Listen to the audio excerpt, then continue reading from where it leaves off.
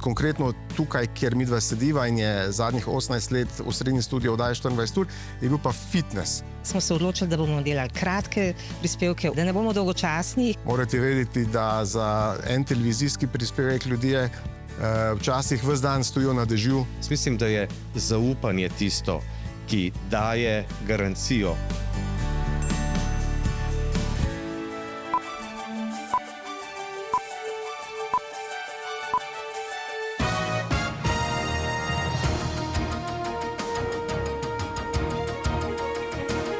Damjan, ti si na tej hiši toliko časa, kolikor je hiša stara. Kako se je začelo vse skupaj?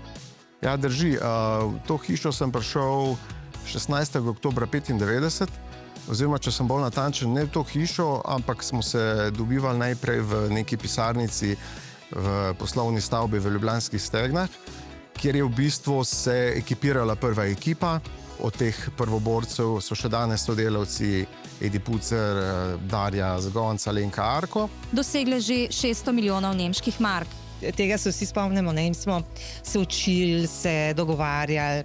Iskali smo nek način, ki bi bil drugačen. Ne? Jaz se prav spomnim, da je zraven nas bila neka menza, ne? In da je to vsak dan tako dišalo, bodi si po dušenem zelju ali pa po praženem krompirju. Potem smo se pa sem preselili in smo bili kar malo šokirani, ker v bistvu stavba, kateri smo zdaj, ni bila namenjena kot stavba narejena za televizijo, ampak je bil to zgrajen, na pol zgrajen večnamenski športni prostor. In ker smo mi sem prišli, so nas pričakali teniška igrišča, zdaj konkretno tukaj, kjer midva sediva in je zadnjih 18 let v srednji studio oddaje 24 ur, je bil pa fitness. Tako da zelo zanimivo in se spomnim tistega 15. decembra, namesto da bi se ukvarjali vsebino, mi smo skakali po desku gor in dol z krpami, z vedri in pač probali vse narediti, da bi zvečer ozadje izgledalo zelo lepo, ker morate vedeti, da smo bili tam, nismo bili v tem studiu. Minuta do štarta. A vas je vsem pred to prvo oddajo preveval strah, odgovornost, trema, kaj je bilo? Jaz mislim, da je bilo vsega tega naštetega pomalo. Po eni strani je bila to neka velika odgovornost, ker smo vedeli, da je tle velik vložek. Vedeli smo, da se podajamo v nekaj novega. Je pa res, da nas je pa seveda gnal tisti pozitivni adrenalin.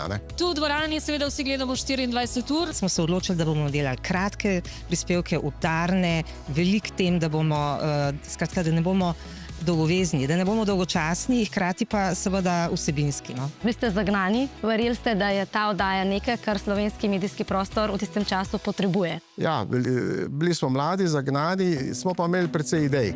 Še zdaj mi ostaja v spominu, kako so nas učili in nas učili, kako naj izgleda dober prispevek. Torej, ko ti gledalcu ugasneš ton, on mora samo po sliki prepoznati, o čem govori ta prispevek. Kaj pa bi ti rekel, da je prednost ekipe, kaj na drugi strani tega stekla? Ja, jaz mislim, da največja naša prednost je zagnanost, odzivnost, prizadevnost, pripravljenost v končni fazi.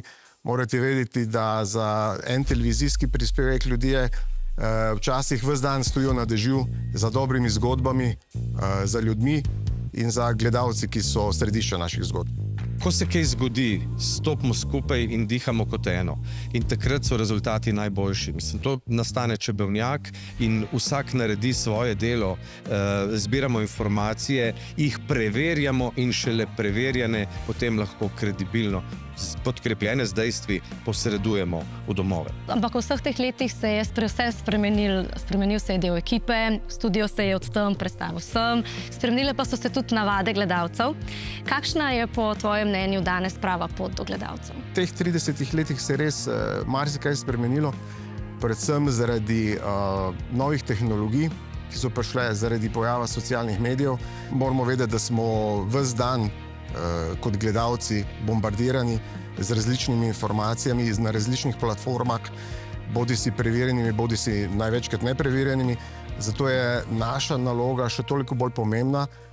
To pomeni, da preverjamo informacije, da delamo poglobljene analize, da delamo preiskovalno novinarstvo. Jaz mislim, da nam to v dobršni meri uspeva, tudi z našimi rednimi rubrikami, ki so v oddajah, kot so Dejstva, Inšpektor Fokus. Moramo vedeti, da živimo v dobi, ko prihaja umetna inteligenca, ki že in ki bo vse bolj krojila naša življenja. Torej, to je treba vzeti kot nek izziv, kot neko grožnjo, po drugi strani pa tudi kot veliko prednost, ker s tem recimo bomo mi posodobili naše delovne procese. Novinarji bodo imeli več časa za kvalitetno novinarstvo. Naš namen mora biti, da se prilagajamo razmeram in da gledalcem zvečer ponudimo relevantne in preverjene informacije. Mislim, da je zaupanje tisto, ki daje garancijo za prihodnost preverjeni medijski hiši. Naša vizija torej je, da gledalec mora vedeti, da vedno, ko bo ob 7. zvečer prižgal televizijo, da bo na našem programu dobil res preverjene in relevantne informacije. Gledate oddajo 24 ur. Okrog 11.000 oddaj, na kaj si ti najbolj ponosen? Ja, najbolj sem ponosen na to, da smo prva izbira naših gledalcev, da smo najbolj gledana informativna oddaja v državi. Seveda pa tega ne bi bilo brez mojih sodelavcev, tistih, ki jih vidite na TV ekranih, pa tudi številnih drugih, ki jih nikoli ne vidite, od snemalcev, montažerjev, videoproducentov, tehničnega osebja. Toliko je profilov, da bi jih res težko naštel, ampak hvala vsem, res sem najbolj ponosen na svoje sodelavce. Greš rad v službo? Že zadnjih 30 let? Še vedno grem rad v službo, ker ta služba ni neka rutina. Vsak dan prinaša neke nove izzive, torej ja, še vedno grem rad v službo.